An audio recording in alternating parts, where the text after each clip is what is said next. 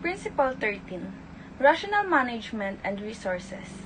In order to achieve a more rational management of resources and thus to improve the environment, states should adopt an integrated and coordinated approach to their development planning so as to ensure that development is compatible with the need to protect and improve environment for the benefit of their population.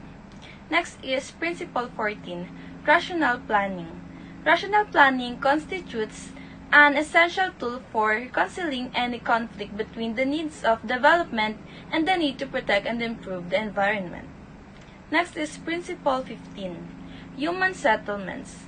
Planning must be applied to human settlements and urbanization with a view to avoiding adverse effects on the environment and obtaining maximum social, economic, and environmental benefits for all. In this respect, projects which are designed for colonialist and racist domination must be abandoned. Principle 16. Human Population. Demographic policies which are without prejudice to basic human rights and which are deemed appropriate by governments concerned should be applied in those regions where the rate of population growth or excessive population concentrations are likely to have adverse effects on the environment of the human environment and impede development. Next is Principle 17. Setting of environmental pollution control agencies at national level. Appropriate national institutions must be entrusted with the task of planning, managing, or controlling the non-environmental resources of states with a view to enhancing environmental quality. Next is Principle 18. Use of science and technology. Science and technology as part of their contribution to economic and social development must be applied to the identification, avoidance, and control of environmental risks and the solution of environmental problems and for the common good of mankind. Principle 19. Education in environmental matters.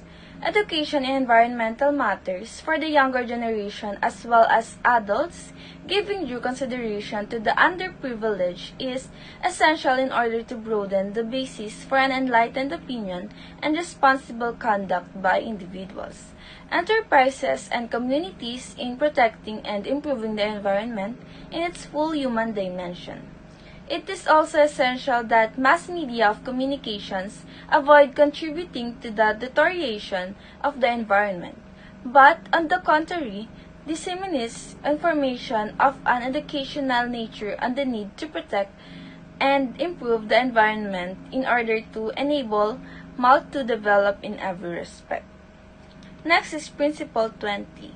Further scientific research. Scientific research and development in the context of environmental problems, both national and multinational, must be promoted in all countries, especially the developing countries.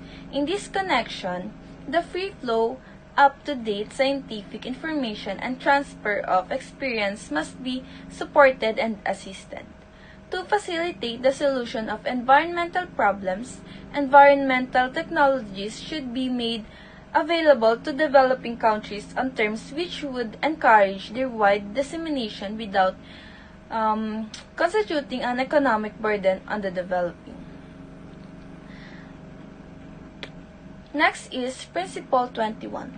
The states have, in accordance with the Charter of the United Nations and the principles of international law, the sovereign right to exploit their own resources pursuant to their own environmental policies, and the responsibility to ensure that activities within their jurisdiction or control do not cause damage to the environmental of other states or beyond the limits of national jurisdiction.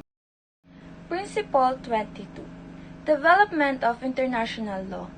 States shall cooperate to develop further the international law regarding liability and compensation for the victims of pollution and other environmental damage caused by activities within the jurisdiction of control such states to areas beyond their jurisdiction. Next is Principle 23.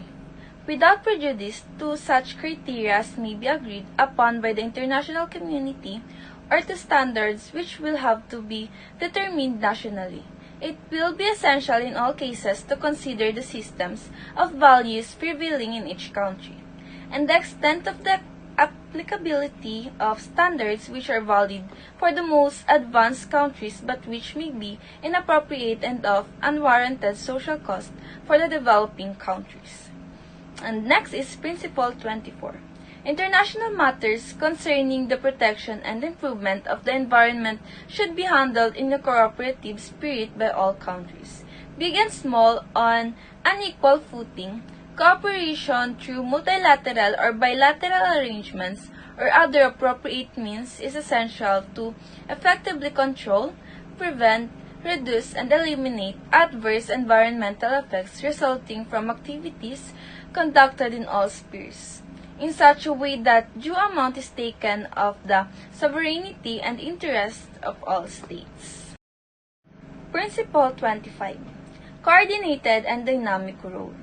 States shall ensure that international organizations play a coordinated, efficient, and dynamic role for the protection and improvement of the environment. And last is Principle 26. Ban on nuclear weapons. Man and his environment must be spared the effects of nuclear weapons and all the other means of mass destruction. States must strive to reach prompt agreement in the relevant international organs on the elimination and complete destruction of such weapons.